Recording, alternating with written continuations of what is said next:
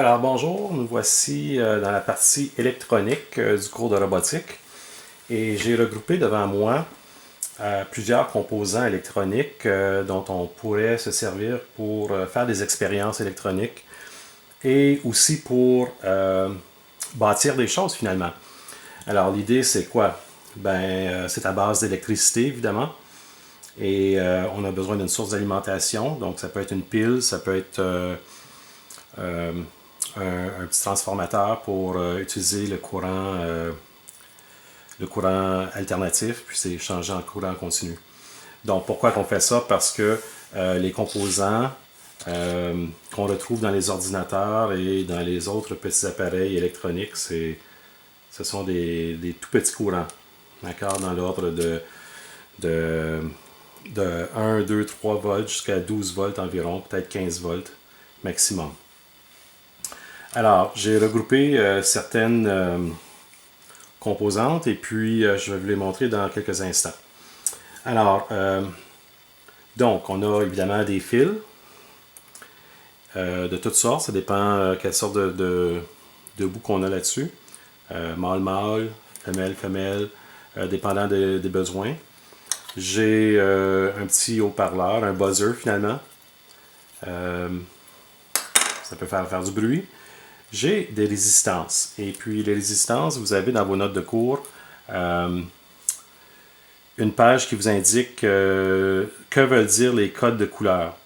Alors, il y a des bandes ici sur les résistances et elles sont souvent très différentes.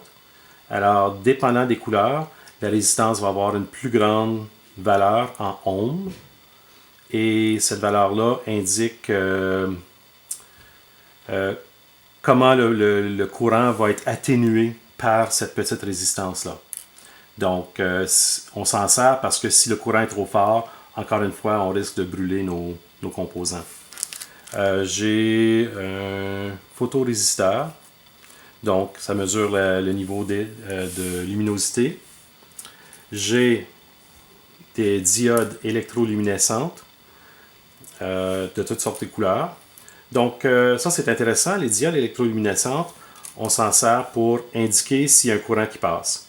Par contre, vous verrez dans les notes de cours, on parle de polarisation avant et polarisation arrière. Donc, si je place cette résistance en circuit, donc disons que j'ai un circuit ici, puis que je veux faire passer le courant, je dois m'organiser que la résistance est polarisée avant. Sinon, même si un courant, ça ne s'allumera pas. Donc, il y a comme ça ou comme ça. Et vous verrez dans les notes de cours, on n'a pas besoin pour nos besoins, mais il y a une façon de placer la résistance. Donc, il y a une patte longue puis une patte plus courte, comme on le voit ici. Donc, et il y a une autre façon de voir en regardant en dessous. J'ai aussi un interrupteur, on-off switch. J'ai un rhéostat qui nous permet de régler combien de courant va passer. Un petit peu comme un bouton de volume. Et on a, avant de passer au circuit intégré, on a des moteurs, deux genres de moteurs, stepper motor et puis des servos. Et on ne s'en servira pas vraiment pour le cours ici. Et j'ai une plaquette d'expérience et des circuits intégrés. Alors, la plaquette d'expérience est particulièrement importante parce que on a, je vais juste prendre quelque chose ici pour pointer, l'information est divisée en lignes et en colonnes. Donc, pas l'information, mais les trous. Donc, ces trous-là, c'est fait pour accueillir des fils, c'est fait pour accueillir des composants électroniques, c'est fait pour accueillir des résistances. Donc, on branche comme on veut. Alors, pas tout à fait comme on veut, parce que ici, on a une ligne rouge qui s'appelle la ligne B, et tous les points de cette ligne-là sont reliés en dessous. Donc, on ne le voit pas ici, mais il y a une plaquette de métal en dessous de tous ces trous-là. Donc, si je branche quelque chose dans cette ligne-là, et disons que je branche ailleurs, et je veux brancher un autre contrôle ou un autre composant, si je veux faire connexion avec cette patte-là de ma diode électroluminescente, ben, il faudrait que je rentre ici mon contrôle dans la ligne ici, puis m'en aller ailleurs. Donc, une façon de le comprendre, c'est que le courant va passer ici, sur la plaquette de métal en dessous, sur la tige de métal, puis il va s'en aller par ici. Donc, c'est une façon de placer, la plaquette d'expérience, c'est une façon de placer plusieurs composants sur la plaquette, de façon à créer notre circuit, et ensuite de vérifier que ce qu'on a assemblé fait la fonction qu'on veut. Une dernière chose, c'est Bon, je vais continuer avec la plaquette d'expérience parce que là, je veux aussi dire, OK, donc j'ai deux lignes AB, j'ai un autre AB ici, il y a certaines plaquettes qui ne l'ont pas, ça, le AB. Et en plein milieu, j'ai une bande isolante. Ça veut dire que qu'est-ce qui est en bas ne communique pas avec qu'est-ce qui est en haut.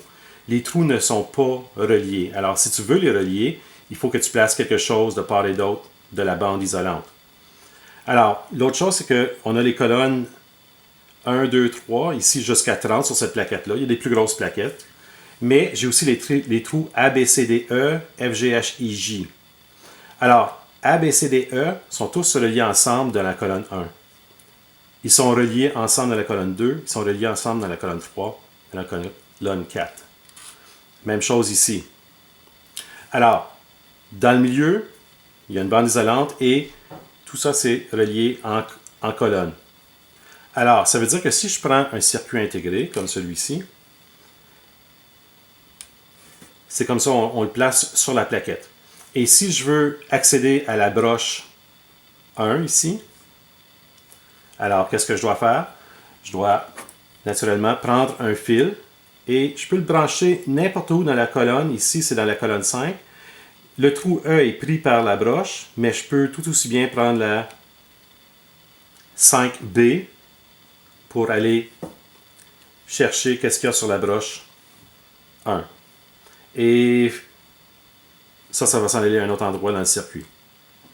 Alors, en plaçant les circuits intégrés sur la bande isolante de part et d'autre, ça me permet de contrôler ce qui rentre ou ce qui sort de chacune de ces broches-là. Je peux même placer plusieurs circuits intégrés sur ma plaquette d'expérience. La dernière chose que je vais vous indiquer, c'est que pour faire fonctionner ces différents circuits intégrés, il faut les alimenter. Donc, généralement, la broche 7, c'est la masse ou le ground, et la broche 14, qui est de l'autre côté ici, c'est le plus 5 volts. Donc, une fois qu'on a alimenté nos puces, après ça, on peut utiliser les différentes broches pour faire différentes choses. Donc, généralement, chacune des puces différentes a une fonction logique différente. Je pense que c'est tout pour tout de suite.